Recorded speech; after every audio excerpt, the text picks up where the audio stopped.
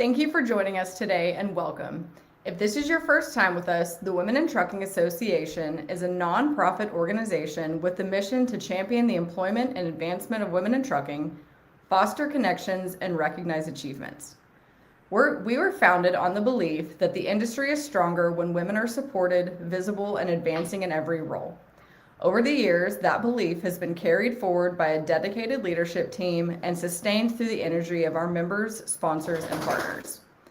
Today, we're proud to be a growing community of business professionals and professional drivers who share a commitment to that mission and to strengthening the future of trucking together. I'll go ahead and pass things off to Jenny Fall to get us started today.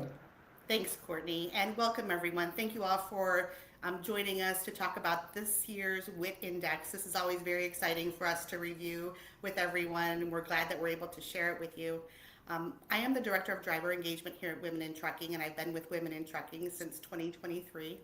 As Courtney mentioned, our mission is to champion the employment and advancement of women in trucking, foster connections, and recognize achievements. And we have nearly 8,000 members in more than 10 countries, all committed to the inclusion of women in the industry. We were founded in 2007 by Ellen Voya, and we continue to really carry her mission forward. We have so much that we can talk about. Every year we put out an annual report, and in 2025 we shared some of the real impact that we've made for our community and for our members. We had over nearly 7,800 members at the end of 2025, and we had almost 300,000 interactions on social media. We had 1,300 people engage on our online member platform, and we had 157, sorry, I can't even read that. I apologize. We had 6,240 people enter the Whitney Education Trailer, which is a very cool education trailer with a truck driving simulator and many other information kiosks about careers in trucking. And today, I'm joined by Brian Everett, and he will go into a little bit more detail. He really leads the charge on the WIT Index. He's going to share a little bit of information on how we come about these numbers, how the process works, and then we'll talk through some of the highlights of this year's report. Brian? Yeah, thanks, Jenny. Really excited to be joining you today in this conversation, and thanks to all of you for being part of the conversation here too. Let's kind of just start talking about what is the overall importance of the WIT Index. Basically, it's the industry barometer that benchmarks and measures the percentage of women in all sorts of key roles in North American transportation. And we actually started the WIT Index back in 2016, so it's been around for a while. We actually do this every other year now. That's our cadence. We have found that oftentimes the changes in percentages don't necessarily have any marked differences within a 12-month period. So we just decided, hey, let's just do this every other year.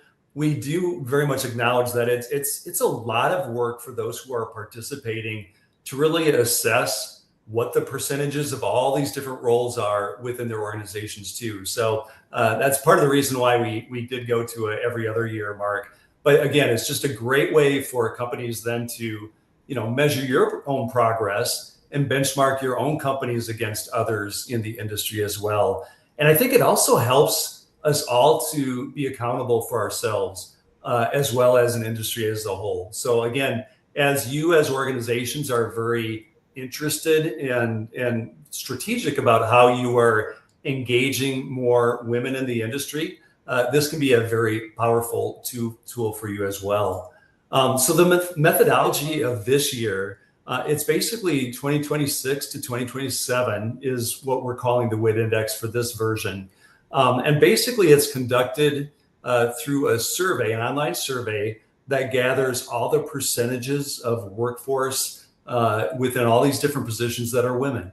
And respondents are basically asked questions on demographics, and we'll be talking about that shortly in terms of who participated. And this is not only inclusive of the types of companies, but also the sizes of companies. One thing that we've really found of interest over the years when we do the WIT Index is realizing that there is a difference between sizes of organizations and how they actually are successfully engaging and including women in their workforces, whether it's in the different roles at the C-level suite, with board director level relationships, or executives and supervisor roles, or even in the functional roles, everything that ranges from human resources and talent management to dispatchers, safety professionals, technicians, and then of course, professional truck drivers who hold CDLs as well. So that essentially is the background of methodology that we have within the WIT Index as well. As we proceed with this presentation, I also want to make sure to encourage questions that we have as we start to present the data that are found within this WIT Index. And what Jenny and I will do is try to monitor what we have for questions. So definitely make sure to plug those into, and Courtney, correct me if I'm wrong, I think it's a question feature where you can literally just put your question in, correct? Brian, I believe it's based on if they're watching on social media, it's a comment. Like you. Oh, it is. Social media Perfect. Yep. So I'll keep an eye on those two as they come in, and we can I'll kind of insert those where it fits. Excellent. Thank you so much, Jenny. Absolutely. All right. So let's start talking about what is the demographics of companies that have participated. And actually, the last WIT Index, we did a very specific initiative that we tried to engage as many larger companies as we could within, and we actually saw some fairly significant uptick in participation in larger companies as well as for-hire motor carriers as well. And so what we also did was we have basically from a methodology, we asked all these different demographic questions as part of the online survey asked between the time of November 2025 and then April of 2026. Essentially, it involves 33 questions, and demographics wise, as you can see, it's a pretty significant percentage of folks who are participating as for-hire motor carriers. Honestly, as you think about the Women in Trucking organization overall, that's very reflective of those who are members from a corporate standpoint within our membership as well. And and the other thing to really point out is, as we were asking these companies to provide demographic information as well as percentages, we very much emphasized this is completely held in strict confidence. We don't report any of this data as individual companies responding, but only as an aggregate total. But as you think about the for-hire motor carrier market segment, that's where you can really see some very specific, interesting statistics as you get into the professional truck drivers with CDLs, dispatchers who are obviously orchestrating the schedules for those professional drivers, and of course technicians as well, as they have equipment on the road, making sure that they're on the road safely and productively as well. Along with the company types, you can see neck and neck. We also have basically shippers with private fleets. So these are either manufacturing companies, retailers, distributors, those kind of things, as well as then another 16% are intermediaries. And that's everything from truck brokers, 3PLs, to freight forwarders as well. So between those three categories, that's the predominance of participants within that. We also have a decent amount of participation with technology companies that service the trucking industry, as well as professional services. And then, of course, there are about 21% that are very specific or niche in their company type. And so they identify as other as well. Then what we have is the employee count. We're looking at this as being very much, across the board in terms of major companies with over 5,000 to almost 10,000 employees. And then we have giant enterprises that are more than 10,000. And those are pretty significant this year. Like I said, the last WIT Index, we did a very significant initiative to try to get more people there. And so basically, comparatively with the last WIT Index, these are very similar to what we have. We basically have 19.5 in the major and giant category. We have 28.5 in the medium to large category, and then the remainder being smaller micro as well. And these are very close counts then to what we had in the 2024 2025 WIT Index as well. I would say that's representative of our membership as well, wouldn't you say, Brian? Absolutely. Yeah, that's a great point, Jenny. And what's also interesting is, although we did have 210 respondents this year, which is actually a bit down from what we had in the 2024 2025. We had, let's see, I think it was 300, a little over 300 participants in the last WIT Index. But when you really look at, again, the types of companies that are participating, not only is it very similar to the last WIT Index, but as Jenny, you point out too, it's very similar to what our overall membership is as well. So let's start talking then about what are the actual findings. So what we do have with the C-suite, we basically asked, what is your percentage of women that you have who are in some role within the C-suite as well? And what's interesting is this was 31% for this 2026-27, which is actually up by about 3 percentage points from what we had in the prior WIT Index.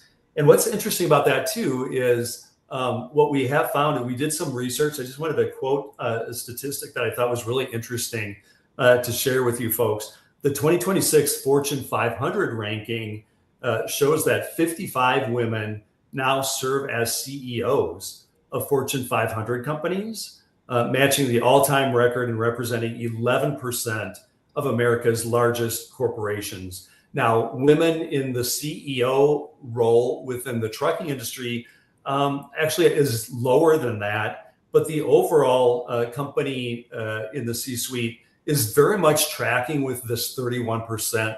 When you don't analyze it within just the CEO president role, but overall, whether it's chief technology officer, chief HR officer, chief operating officer, et cetera, all the C-level, we then track as an industry very close to what we're seeing within Fortune 500 or other market segments as well.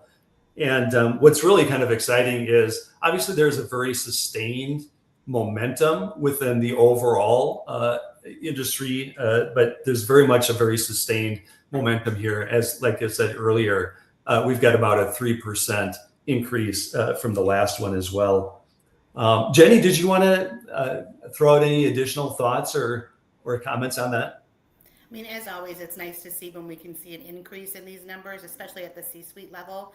I know just internally, as we've talked, when females are at that level, they really make an impact for the organizations that they are a part of and are leading, just based on their different soft skills, I think are some of those really important things that companies excel. And I think, I don't remember the study offhand, but there was a study where it showed women in the C-suite, the companies had higher value.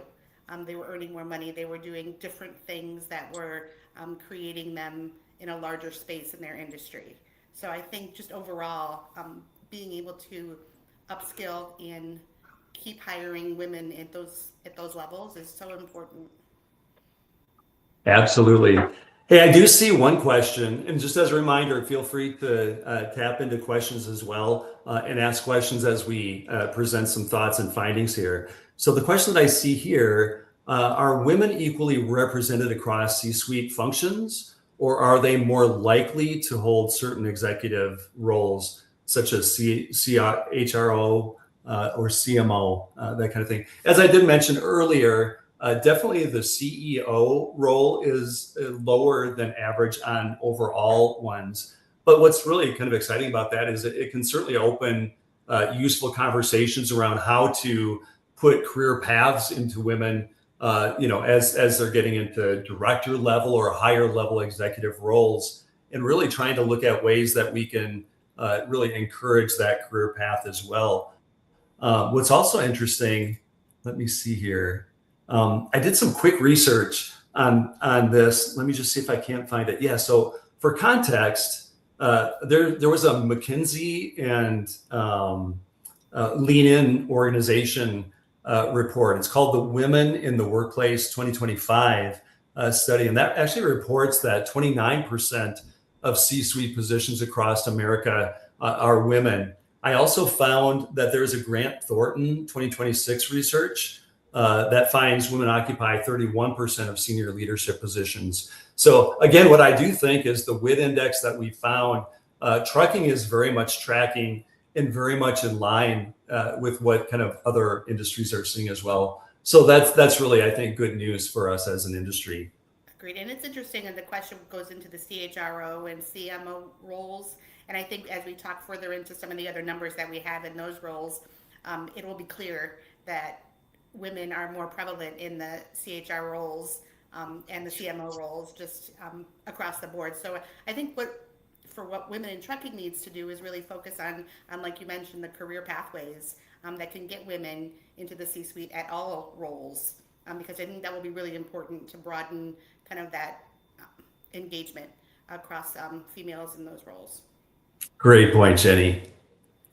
All right. So the next one that we have is we asked the question of what percentage of company leaders are women within your organization? And what we do is we define the role of company leaders as any individual who is managing individuals. So in a supervisory role is really what that looks like.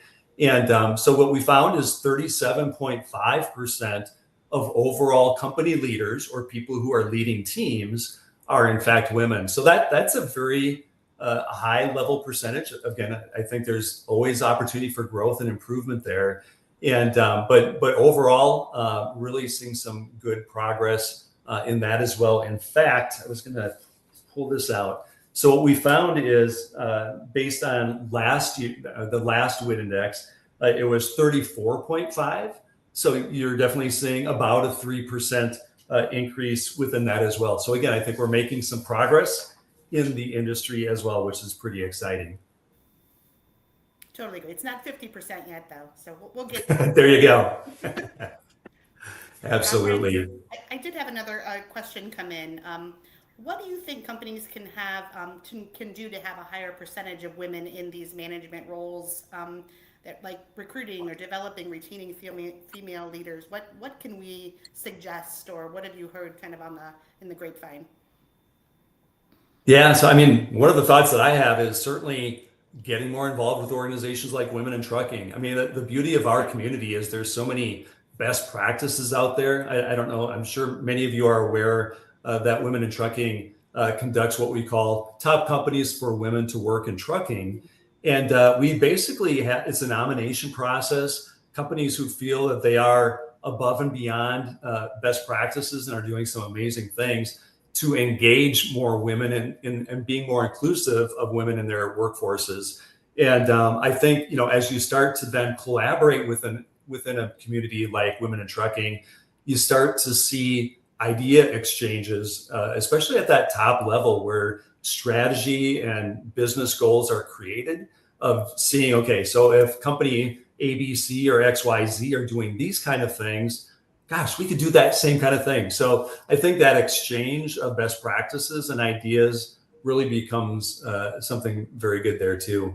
Jenny, do you have some additional thoughts on that? I do, actually. I was just taking a look before we had this conversation, and Centerline Drivers is one of our corporate members, and they had kind of 3 really good tips on recruiting and retaining women. Just quickly, the top 3 were focus on benefits really related to women: childcare, healthcare, flexible schedules, because typically the women are, you know, more responsible for the household. Really create the spaces for women. If you're trying to recruit female truck drivers, have your equipment be readily available and up to date and comfortable for women truck drivers in particular. And make your recruiting campaigns really focus on women in doing the things that you're recruiting for, from truck drivers to C-suite level. Whatever you're looking for, really kind of take those top 3 things into mind as you're creating your strategy for getting more women into the industry. Very good point. Very good point. Yeah, actually, as I think more about the components of the nomination process that we have for top companies for women to work, very much as you had just mentioned, things like corporate culture is so important, and of course, making sure that there are all sorts of programs that really are fully inclusive, whether men or women, and encouraging like-minded ideas and values within that corporate culture. So corporate culture really becomes a very important component to a successful organization that really is trying to be more inclusive of women in the industry. Certainly, the work-life balance is another piece of that that is really, I think, finding some real importance within that as well as compensation and benefits. Especially when you still see from a cultural standpoint, women tend to be very much more responsible for, household responsibilities or orchestrating childcare. I mean, that's just really kind of what our culture still is at. Of course, I think we male allies and fathers are trying to do more to help support the overall workload. But it still is a fact. I think most of us do find that women are still sharing that burden. I don't want to even call it a burden because it's really not, but it is a workload piece.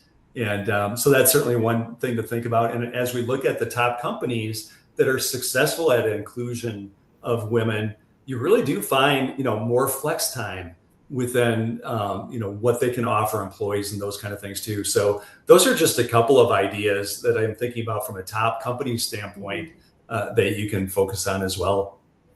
Yeah, I totally agree. And I just got to note that my mic's a little quiet, so I've increased my volume. So hopefully, if folks that are listening in, it's a little bit more clear for you.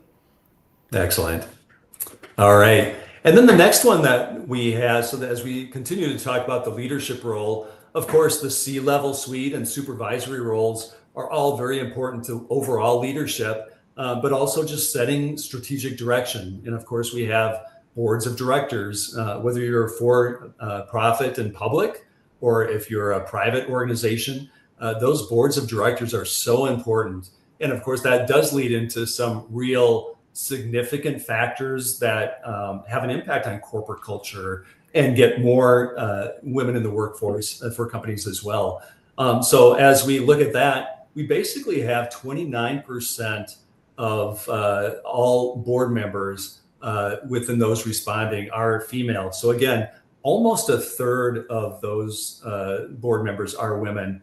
And again, I think that from that top level, as you're setting that strategic direction for organizations on board levels, that can also be a very instrumental place to make some significant changes in strategies and programs that companies are offering to, again, make sure that to have a more inclusive workforce as well. And that's so true, Brian. When I mentioned on the last slide that I was trying to remember the report, this is actually where my notes are. So Moody's, they consider the presence of women on boards, which as well as C-suite, and the diversity of opinion is being supportive of good corporate governance, which is positive for credit quality. So not only the representation, but I think the success of an organization moving forward monetarily is something that companies really need to consider when they're looking at their structure of their board.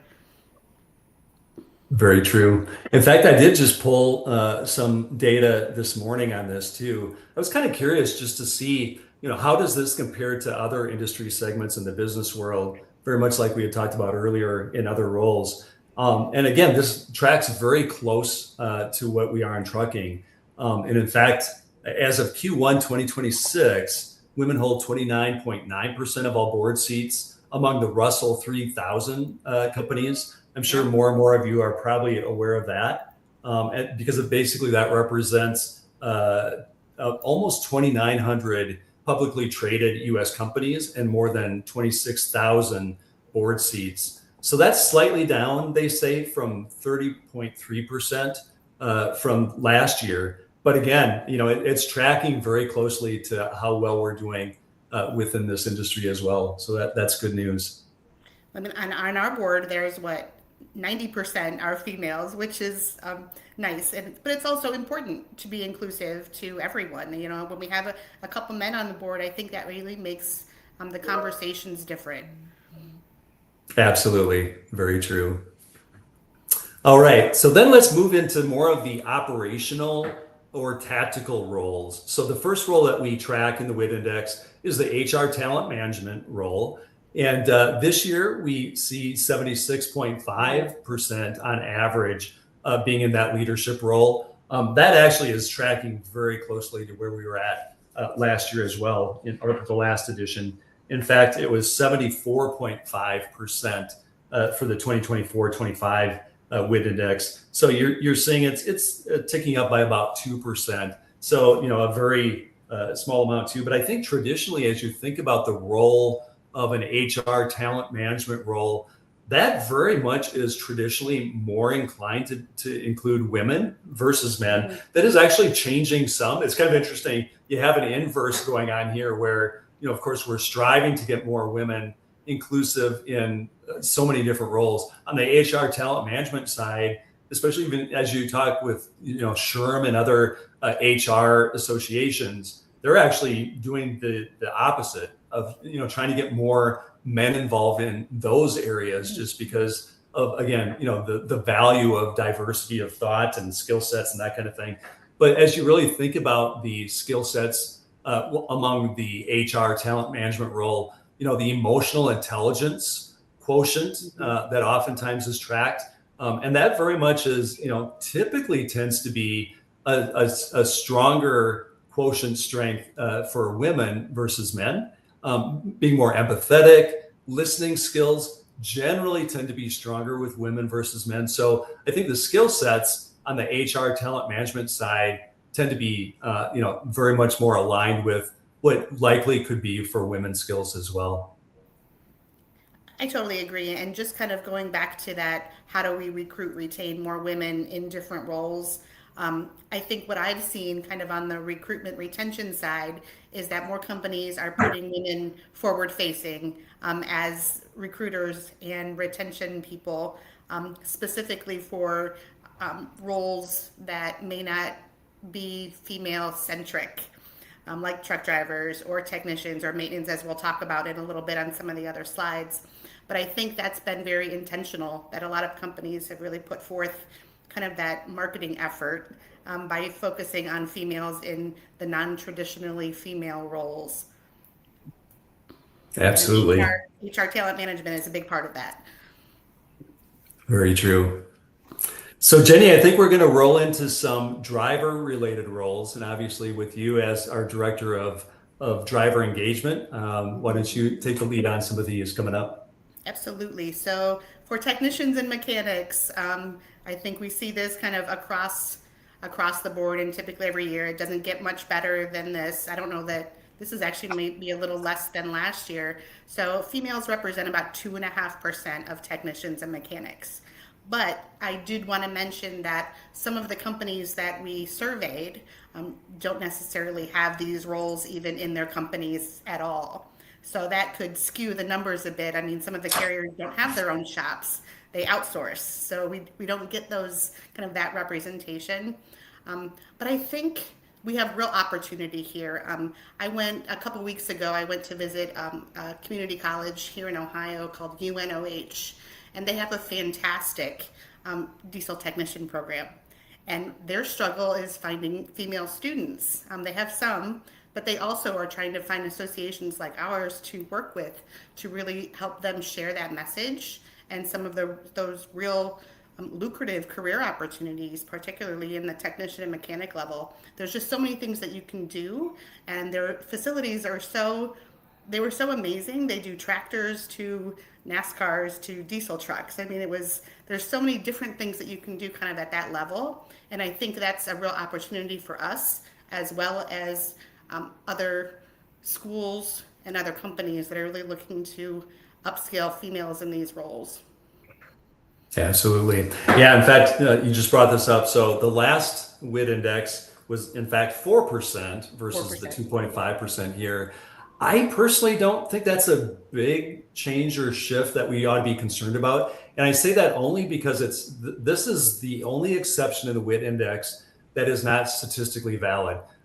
Typically in research, you want to look for any responses that are over 100 respondents, and that becomes statistically valid. In this case, as Jenny, you pointed out, it's like a lot of companies that were participating in the WIT index, they either are outsourcing their technician or mechanics capabilities, or so fewer companies actually have an internal shop or those kind of things. So I think that's really probably where that plays into this. I think more anecdotally speaking, it's just interesting because as I think about it, I've been involved with women in trucking and I've been involved in the industry for 35 years. I hate to admit it at this point, but certainly with women in trucking for the last 12, 13 years, we certainly have seen some uptick and some progress with women who are behind the wheel and professional truck drivers. And I think it's because we as an industry are really trying to make that career path something that women can vision themselves in, and it's easy for them to see that. Technicians and mechanics, I just don't think we've made as much progress, and we haven't necessarily put as much intention as an industry behind that. And I think also perhaps the pool of women who have that technical mindset, getting under the hood, doing some things. I mean, there's lots of women, as Jenny, as we know, and that we're now seeing even in our Women in Trucking membership, who are getting involved, who are technicians and diesel mechanics and that kind of thing. But I think the more that we can showcase women who are truly under the hood and who just rock at doing those kind of things, I think that's what we just need to do as an industry, is just keep putting those women out there front forward and just making sure that there's some real good exposure so that women can really vision themselves, if they truly have that desire and skill set, to be diesel mechanics. I totally agree. We had a comment. Interesting. This person says, interesting contrast. Women are well represented in executive and HR roles where restroom access is a given. Women drivers and technicians, sometimes reliable restroom access can still be a barrier. And I mentioned that comment because when I was on my visit at the school, they mentioned that they just recently, within the last 5 years, put in a women's restroom. They used to have a unisex, and they just recently, within a handful of years, have updated their facilities with that intention in mind, to encourage and really provide basic accommodations for women in these roles. So it'll be really exciting to kind of watch these career path stories and be able to share them as we really focus on that intention of creating this space for women to even be aware of, like you mentioned, that it's a career. Yeah, absolutely. Yeah, I just noticed there was a comment about me not being close enough to my mic. Are you hearing a difference? I've actually come a little bit closer to my mic as well. I hear you fine. Okay, good. Very good. All right. So next up, safety side. So you want to take that away too, Jenny? Absolutely. So safety, we are going up. So 44% is the average of females in roles in safety. And again, I think, like we've said in multiple places, it's kind of those soft skills, that the empathy, the different ways that people can approach problem solving, the patience. Not that men like yourselves aren't patient, but females tend to have higher patience, and I think a lot of that is really intentional. And I think companies see that, because safety is not only record keeping, but it's having to have those tough conversations with people who may be on the road or in a bad situation. And, I think it's having those soft skills to have those really important conversations and really track data. So I think kind of that combination of things is clear, and really why I think we see this number continuing to get to that 50% range, which is a little surprising. I mean, really, when you think female-centric roles, I think HR and marketing, like that we mentioned earlier. Safety, I'm so happy to see this number continuing to get larger. Yeah. In fact, I know that there's a lot of WIT corporate members that are very much into the safety culture, making sure to create those cultures that really is all about safety first. Hey, if there's some higher expenses that are incurred to make sure that the workplace is safety, or on the road is also safe, that's a big thing. And of course, there's so many advances on telematics and technology and those kind of things. I mean, I am just floored in the last couple of years what kind of safety technology components in the cab and on the trucks, and certainly just even tracking some things to make sure that not only are the people safe in our workforce, but also to ensure our cargoes are safe, especially if it's a cold chain that the for hire carrier might be responsible for. So just lots of things on the safety side. And I think there's so many more opportunities as the safety roles also grow within the trucking industry. I just think there's so many more opportunities to include women in driving some of those safety initiatives too. I totally agree. And I didn't mention, but I'm currently at the Ohio Conference on Freight. And one of the sessions I went to yesterday was a female safety professional. She was talking about how they're working and testing out autonomous vehicles.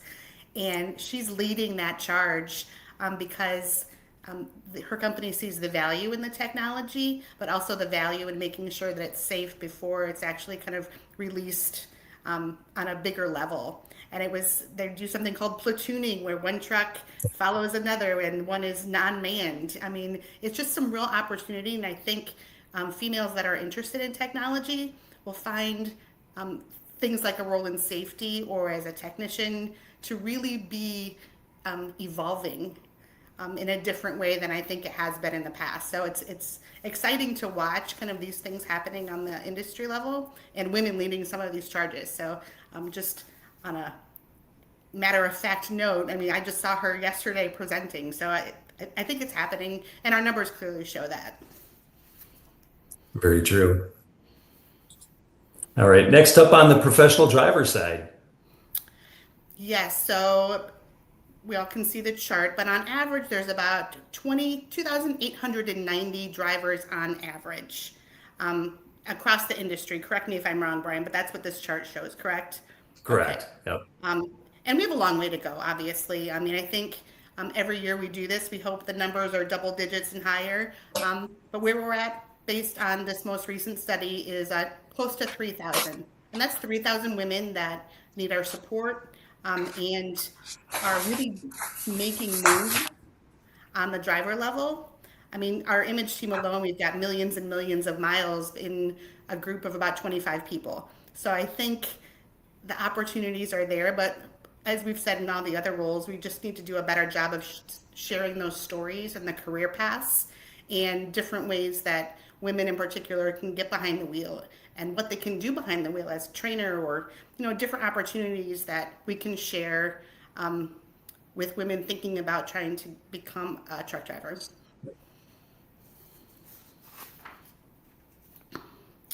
All right, so the percent of female professional drivers, we had about 12.5%. Walk me through this chart, Brian, if you wouldn't mind. I'm not as familiar with this one. Sure. Yeah, I'm happy to. Actually, the last WIT Index is the first time that we started tracking based upon fleet size. And basically, these are based upon head counts within an organization, not necessarily fleet size of trucks or overall revenue, which is sometimes how some companies are defining their size.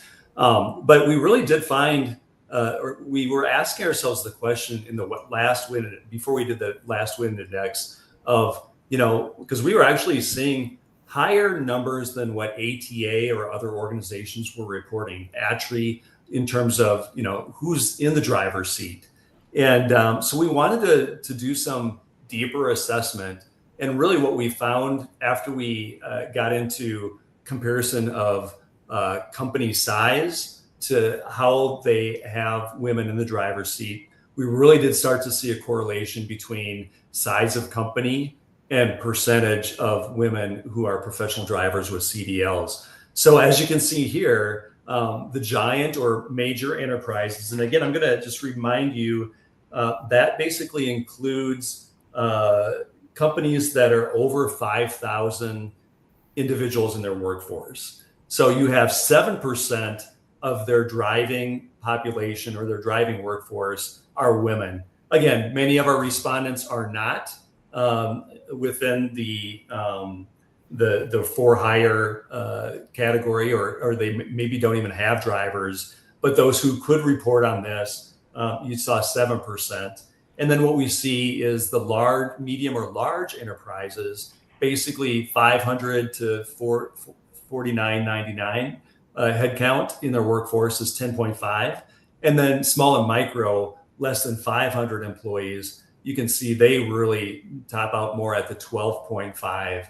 And I think really it's just it's mathing. It's just the larger the organization, the harder it is to make an impact on that percentage of women in the driver's seat versus smaller companies. If they only have a fleet of 25 trucks, you get another 10% or another 10 women in the driver's seat, and suddenly that percentage goes up more dramatically than the larger companies do. So I think the math piece of that is a piece of it that's important.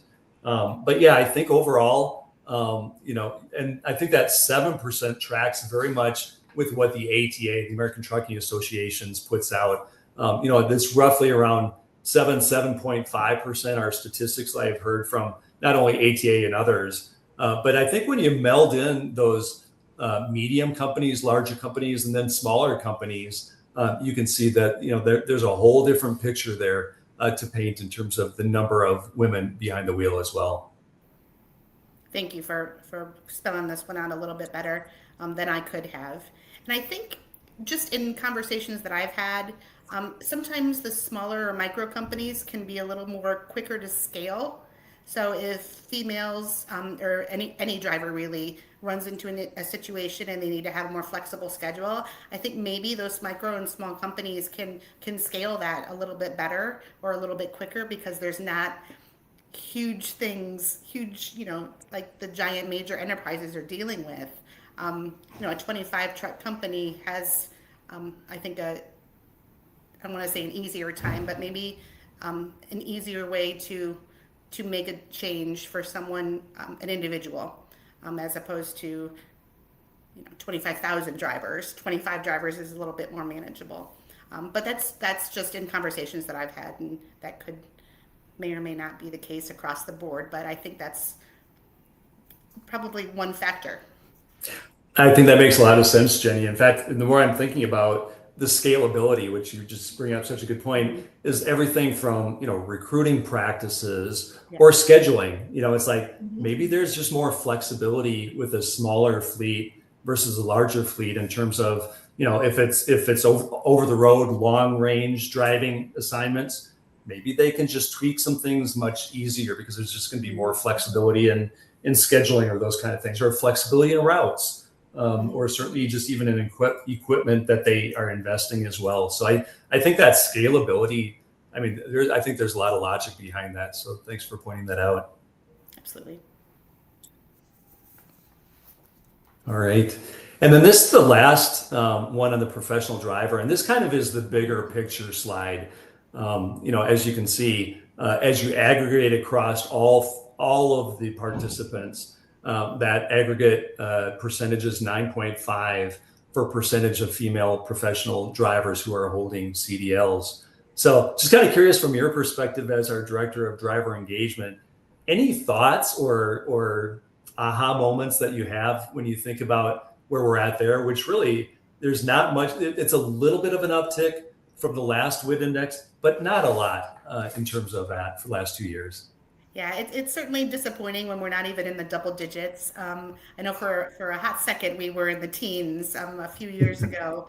But I think a lot of it always goes back to kind of the top three. I would say safety concerns is always, I think that's across the board for all drivers, whether when it comes to cargo or personal safety, facility access, and flexible schedule. I think those three things might intimidate someone. And I think companies are really paying attention to that because I hear more of the different scheduling options.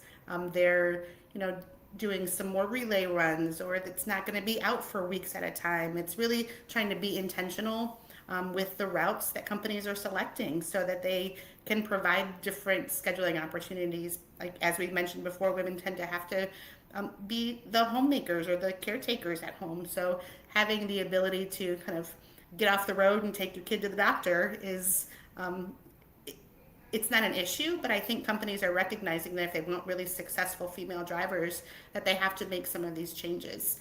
I know, speaking with our image team members, some of the other things that they'd really like to see is intention on providing like female uniforms, the female PPE, gloves that fit, different things like that. So I think companies can still do some things, and I think it's really important to talk to the drivers. Find out what can we do to make your lives easier, to make you want to tell your friends to come work for us, to really share those stories and how to be successful behind the wheel and create maybe some other opportunities, like you can become a trainer or you can come off the road and train inside. I think a couple of our new image team members go on the road sometimes, then they work in the office, and one of our ladies teaches technology to the new drivers, like some of how do the apps work and the different things. I think there's real opportunity to make change, and it's really important to ask those drivers what's most important to them, kind of make those changes to fit that. Yeah, we actually see a lot of, in our top companies for women to work in trucking, we do see a lot of those companies that do have professional truck drivers as part of their workforce. They very much are taking it seriously. They're creating opportunities to bring drivers together, in smaller groups just to collaborate on, hey, how can we be safer on the road? How can we be more efficient? How can we be healthier on the road? Those kind of things. So really sharing through these more focused groups within organizations is definitely a best practice. I also just wanted to point out, there was a comment here that I think is worth noting. They say ATRI research found women truck drivers were safer than men across every statistically significant safety barrier, with men 20% more likely to be involved in a crash. So I think some companies are also wising up. Certainly we have great male professional truck drivers too. But the fact of the matter is there's some advantages of tapping into this very untapped market of getting more women on the road, as long as we can help them to envision themselves, if they've got the entrepreneurial spirit of being on the road, and being able to have flexibility with their family lives and can make some of those kind of things happen. There's just so much opportunity there, I think, to get more women on the road. So I just wanted to point that ATRI stat out, because I think that is just one of many other reasons why having more females in our professional driver workforces just makes a lot of business sense as well. I totally agree. And I don't know if it was ATRI, but I remember reading not that long ago that women are actually stay at the same place longer. They're not moving around because they like the stability of one employer for a period of time. So I think that just goes back to the retention statistics too. That's a big talking point across the industry, is not only recruiting but retaining. And I think women stay longer at one place. So I think that's an important thing to note too. Another comment mentioned personal safety. So that's really something I'm personally going to focus on, creating some information or resources for our driver members in particular to kind of address some of those safety concerns and how we can work as an industry to make everyone safer. Yeah, in fact, I know Women in Trucking is much more focused over the last couple of years of also bridging a relationship with the Federal Motor Carrier Safety Administration, FMCSA. Obviously, the most important government agency within the trucking industry. In fact, we will have Derek Bars, who's the FMCSA administrator, as one of our keynotes in our Accelerate conference coming up in October. So if you haven't already registered, make sure to do so.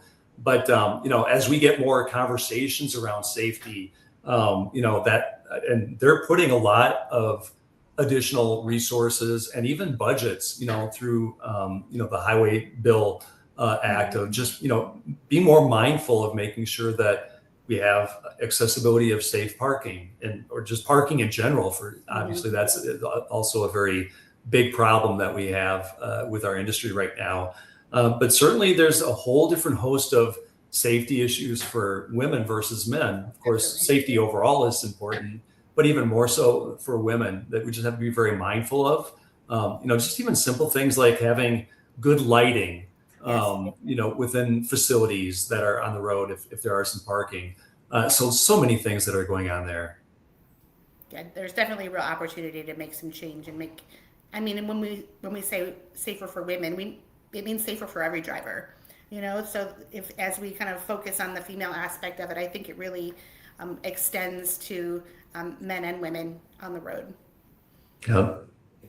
And of course, the last position that we have that impacts professional truck drivers are dispatchers. So you want to take this one, Jenny? Absolutely. So dispatchers, almost 50%.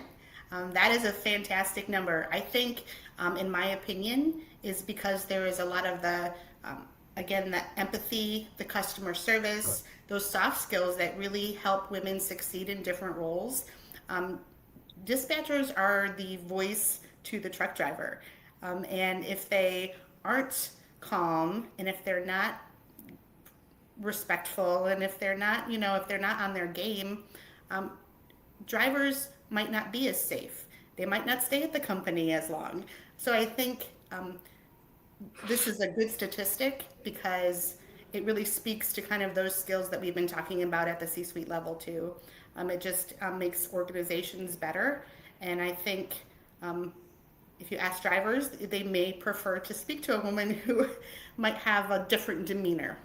Not that all women have, calming demeanors, but that's kind of what the research shows. So I think this is a really good number to see continue to increase.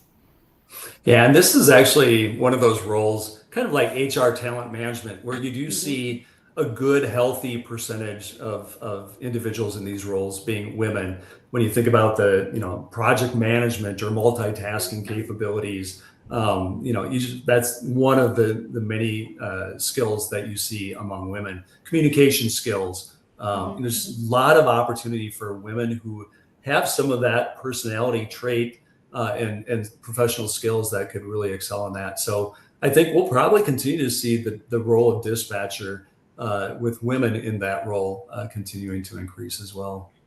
I think this goes along with the safety roles as well. Some drivers may want to come in the office, and to have your CDL and the driving experience makes a really good person to be a dispatcher or a safety professional. I think kind of bringing those skills off the road into the office, these are really good career pathways to provide if women don't want to drive any longer. These are some really good ways to use those skills that they've learned as a driver on the other side. Absolutely. Hey, just again, we have just a few more minutes, but just wanted to remind anybody, if you want to throw in a question, just go ahead and put it in the chat feature or the comments feature, and we've got a few more minutes. But in the meantime, while you're thinking about your questions, just wanted to let you know that the executive summary, as of today, is now available on the womenintrucking.org website. So basically, all you need to do is go to resources. And then under there, just go into WIT Index, and that'll lead you into the landing page where you can download that at no cost. I mean, this is such an important initiative for women in trucking. We're trying to get the information out there as quickly as we can. We'll also have a news release going out tomorrow. So I think you'll start to see in other media channels some of the statistics, and hopefully this will just open up more dialogue about where we are as an industry, even getting more women involved in the industry overall. So I do see, here's a question. What do you think actually attracts women to trucking as a career versus other industries? And then a counter question on that too is, or a related question, once they enter, what do you see as the biggest factors affecting whether they stay? So do you have any thoughts on that, Jenny? I know I've got a couple of thoughts. I do. And actually, I say this often, but when I speak to people, and women in particular that are in trucking, we've all tended to fall into it. Accidentally, we've either needed a job or, it's just trucking became an option. And as I talked to more schools, we really wanted to make trucking a choice instead of a fall into career. So I think there's opportunity here. And I think what attracts women, depending, like you said, on the truck driver side in particular, is are they adventurous? Do they like to work alone? Or like some of these things? And we just really need to amplify kind of those opportunities and kind of help people that are on the fence choose trucking as a career. I think the biggest factors is company culture affects whether someone stays in the industry or not. One bad experience could make someone leave the industry entirely. So we really have to focus on ways that we can retain. I think retention is, that's been a hot button word over the last several months on the industry side. And I think it's really important that we kind of help companies figure out the best ways to retain the drivers that they have. Yeah, and actually, when you see, getting back to that company culture thing, when you see the demographics overall of what size of companies are in the trucking industry in general, like put WIT Index aside, there's so many smaller family-owned companies that are out there in all, whether they're 3PLs or brokers, maybe a small trucking company, that kind of thing.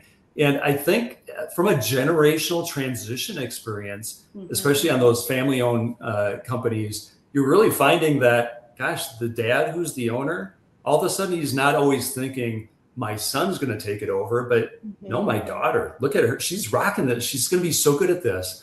And so I think as we get past some of the social changes that are going on and perceptions of women in the workforce and the business world, that can have a big impact as well. So I think that there is a very direct correlation between some of those smaller companies that are family owned or privately held, who suddenly they're like, hey, men or women, it doesn't matter. And they're really wising up to that as a fact as well.